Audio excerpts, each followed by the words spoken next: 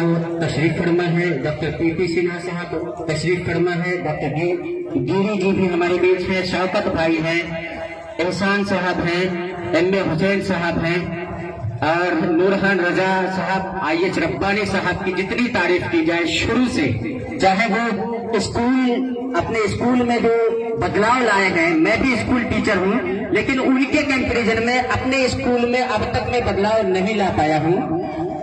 मैं भी कोशिश करूंगा कि उनके तरह जिस स्कूल में वो पढ़ाते हैं, सरकारी स्कूल में जो बदलाव उसने लाया है, ड्रेसअप, बच्चों में जो उत्साह लाया है पढ़ाई एजुकेशन के प्रति, मैं भी कोशिश करूंगा आपके सामने वादा करता हूं। अब मैं बात करना चाहूंगा अपने माननीय सांसद महोदय की मौजूदगी में और गार्जियन हमारे पीपी सिन्हा साहब, शौकत साहब और गिरी साहब और जितने भी गार्जियन हजरात हैं और यंग ग्रुप ऑफ टेरागाज के सभी मेंबरान की मौजूदगी में छोटे छोटे बच्चे और बड़े बड़े क्लास के भी बच्चे और यहाँ पे टॉपर्स भी हमारे बीच मौजूद हैं।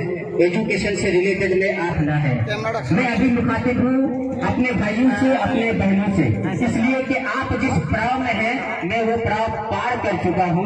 अपना अनुभव बताना चाहता हूँ कि अगर आपको सक्सेस होना है तो सबसे पहली चीज डिसिप्लिन, पहली चीज डिसिप्लिन, जिनका मेरा और किसी का नहीं, सबसे पहले अपने परिवार का, अपने पेरेंट्स का, अपने समाज का अनुशासन बहुत जरूरी है। उसके बाद पंक्चुअलिटी, प्यारे बच्चे, उसके बाद पंक्चुअलिटी, समय का पाबंद, स्कूल का टाइम है स्कूल जाएंगे, ट्यूशन का टाइम है ट्यूशन जाएंगे, कहीं कुछ कंपटीशन है अगर हमने अप्लाई किया है तो वहां पे टाइमली जाएंगे।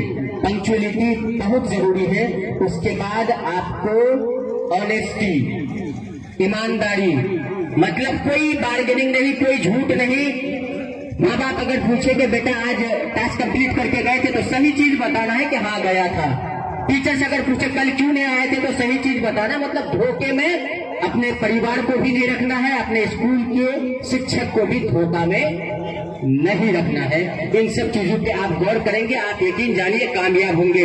एक दिन अपने सीनियर हजरात की मौजूदगी में पूछना चाहता हूं कि पहले अगर गांव का कोई बच्चा मैट्रिक पास करता था तो हम लोग देखने जाते थे, आज आपका किशनगंज बिहार टॉपर दे रहा है, इससे बड़ी खुशी की बात क्या हो सकती है।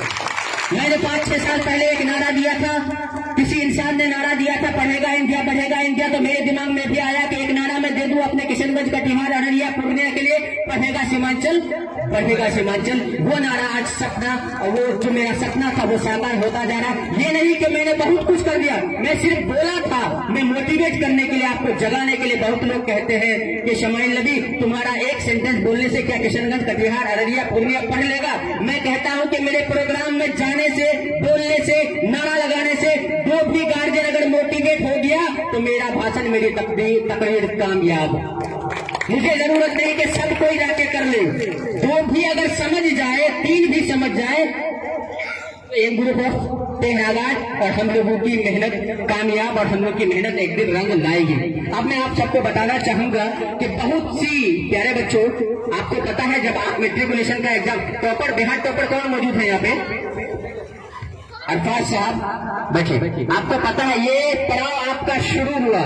मैं आपको अपना अनुभव बताता हूँ, मैं मेट्रिकुलेशन में 70% लाया था, मैं बड़ा जॉब में नहीं जा पाया, एक छोटा सा टीचर बना, और मेरा जो 55% वाला साथी था ना, आज हमसे ज्यादा पे स्केल वाली सैलरी में बड़े जॉब में, इसलिए कि मैं मार्क्स ज्यादा लाके थोड़ा सा भूल गया था, बहुत आ गया, और वो जो कम लाया था उसमें एनर्जी आई थी। अच्छा मैं पीछे आया हूँ, आगे मैं आगे बढ़ के दिखाऊंगा वो ऊर्जा, वो एनर्जी। तो आपके लिए बहुत बड़ा चैलेंज है, इस बार आप टॉपर बने हैं तो आने वाला 12th में आपको क्या बनना चाहिए आप देख लीजिए। ये आप में एनर्जी रहनी चाहिए, ये ऊर्जा आप में होनी चाहिए।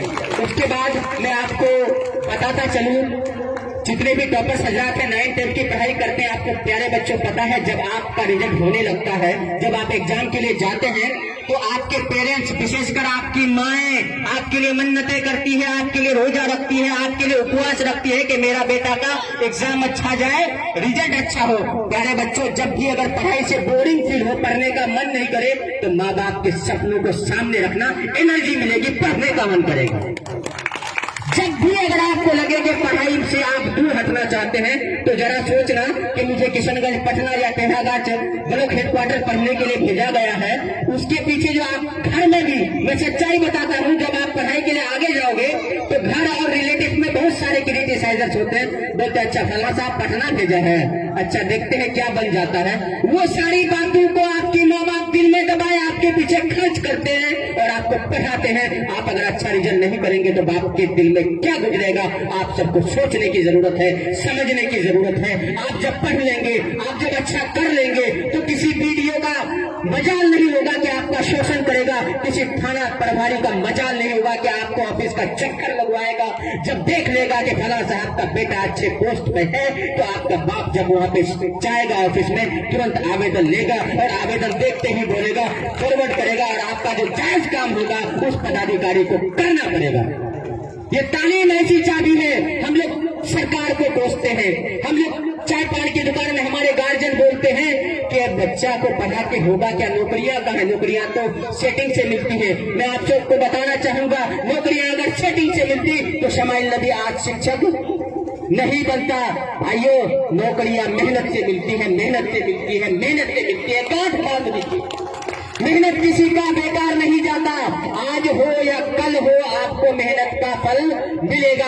वैसे गार्जियन, जो गार्जियन ये सोचते हैं कि मेरा बच्चा पढ़ लिख के क्या करेगा, मैं आपको बता दूं कि आप लोग ही बोलते हैं ना, बहुत सारे वक्त आते हैं और आपको दुहाई देते हैं कि ये पिछड़ा इलाका है, पंजाब की खेतों में जाके बोझा बांधना पड़ता है, दिल्ली के होटलों में पोछा लगाना पड़ता है। तो वैसे गार्जियन से मैं हाथ जोड़कर विनती करना चाहता हूँ कि जब आपका बच्चा पढ़ लेगा, पढ़ लिखने के बाद वो दिल्ली के होटलों में पोछा और पंजाब के खेतों में बोझा नहीं लगाएगा, दिल्ली के होटलों में कैश काउंटर में बैठेगा, कंप्यूटर ऑपरेटर का काम करेगा, बच्चा बाहर ही रहेगा लेकिन इज्जत की रोटी कमाएगा। आपके बच्चों को कोई बिहारी नहीं कहेगा, आपके बच्चों को कोई देहाती नहीं कहेगा।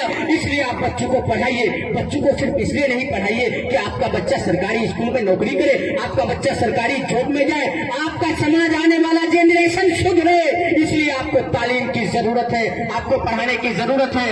और एक चीज हमारे गार्जियन हजरात, आपको पता होगा, मैं मकतब से निकला हुआ बच्चा हूँ।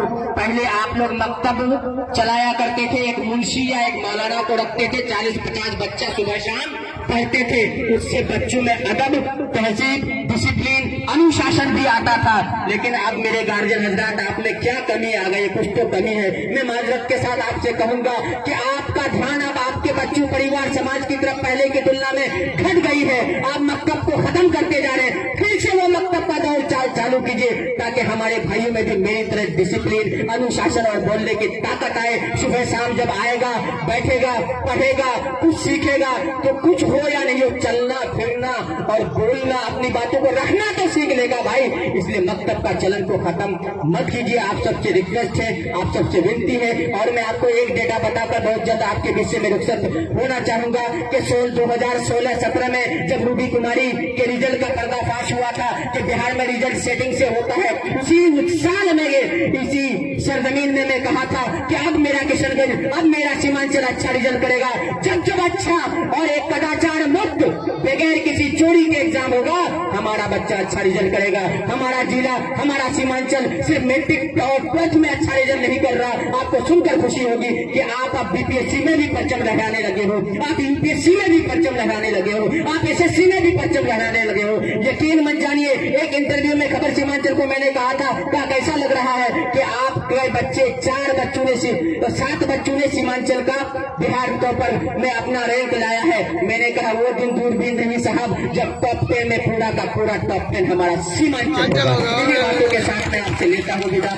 जय हिंद, जय भारत, जय बिहार, जय किशनगंज, जय टेढ़ाघाट, जय यंग ग्रुप ऑफ टेढ़ाघाट। बहुत बहुत शुक्रिया। ये मेरे समाज नबी साहब। अब मैं